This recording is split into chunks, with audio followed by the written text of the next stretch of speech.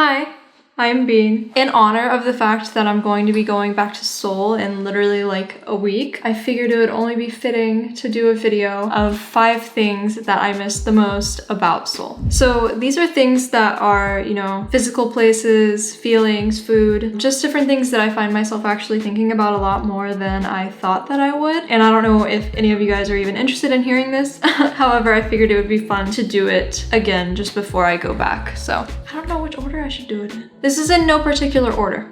Okay, number 1, being able to take photos of yourself literally wherever. 1, because everywhere is aesthetically pleasing. Unlike here in Savannah, where yes, everything's green and that's great and lovely, but only for like the first few photos. Like everything starts looking exactly the same. And then all of the interiors here are just old and like not very well lit. Obviously, like a huge city like Seoul is like the complete contrast of that. However, in Korea specifically, as opposed to a big city here in the States, I don't feel judged for taking photos. Like everybody's doing it. Literally everyone is taking photos like for their girlfriends, snapping a selfie, like doing whatever, taking photos of their food. And so it's not like you look vain or you look like a tourist, because literally everyone does it. And I miss that. I miss being able to feel comfortable doing that. Number 2,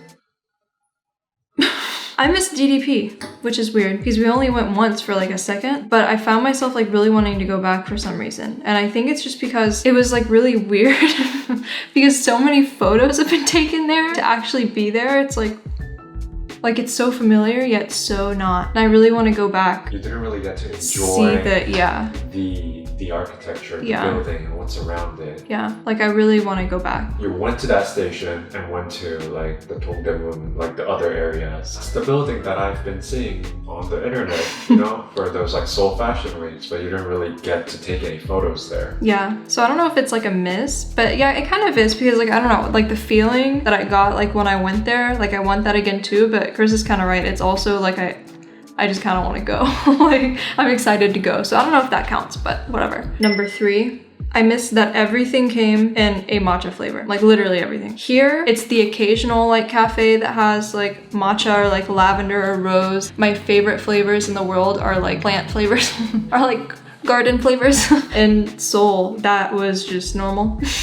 And I missed that a lot, not because like not being able to get like tons of matcha desserts here or like lavender flavored coffee and ice cream. Like I miss that so much because those are literally my faves, like those slap. Yeah, it's more of a specialty here. Yeah. Having variety itself is like a specialty here. You know what I mean? Yeah. You go to a cafe or whatever, if it's basic and if it tastes good, then it's good, you know? And if they have something else, then it's more of like a specialty kind of thing. But in Korea, I think they have the normal flavors and then it's pretty common. And some. Yeah. But also it's just like those tastes specifically, I feel like, I don't know, I guess East Asia in general like really likes it. Whereas here, like not everybody's into that. Like my mom thinks that matcha tastes like grass.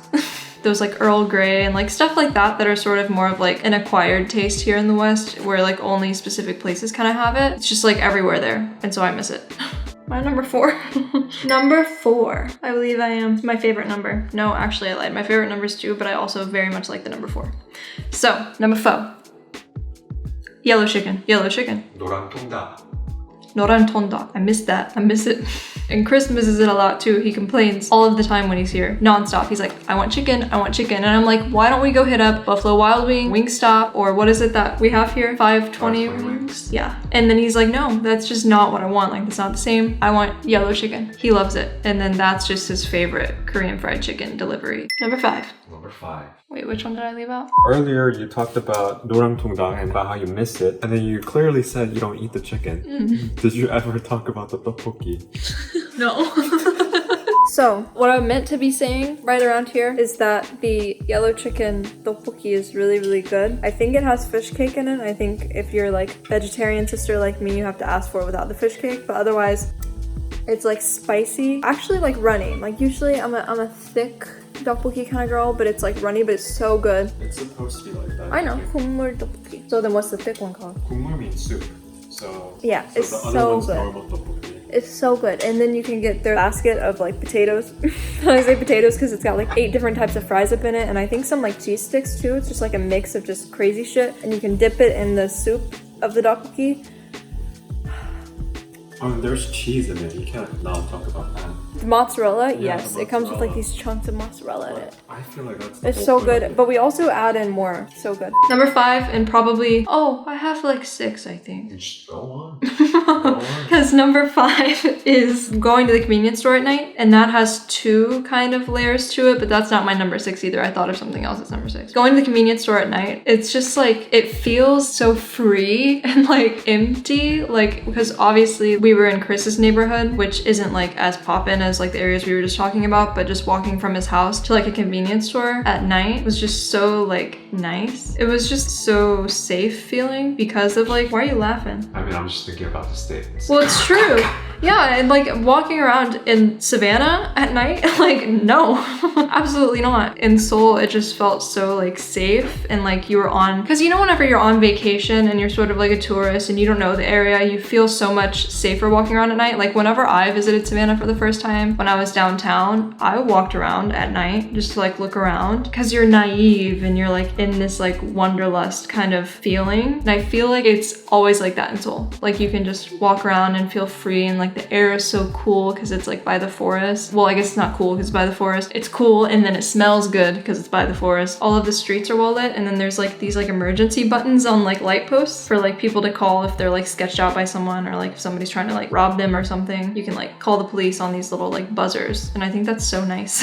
Nowhere is safe. Something can always happen to you, so you should always be aware of your surroundings. But unlike in the States, you don't have to be sketched out because you're by yourself in a dark alleyway, because there's that one other person. You're probably the most dangerous person in that street. Being able to literally just walk to a convenience store and get snacks was so great. 24 hours and not sketchy. You can literally walk over there like 2 a.m. get your little cup of bulldapple, get your bag of honey butter chips, melon bar, soju, whatever you want. So nice. Number 6 that I just thought of is gachis. I miss them. I miss gachi. And that's all. That's all. That's all. And I miss your mom a lot. I miss Chris's mom a lot. Right? She comes before the gachi. That's all. So thank you so much for watching this weird conversation between Chris and I about Seoul. I hope you enjoyed it and look forward to our very mini videos that are going to come out of our next trip. Bye. Me and the gachi gang. What noise do they make? I feel like they sound annoying, like little crows. But they're so cute. I love them, and they would just get so close to you. They don't give a fuck. Gachi gang. Gachi gang. Crack, gachi. Anyway, bye.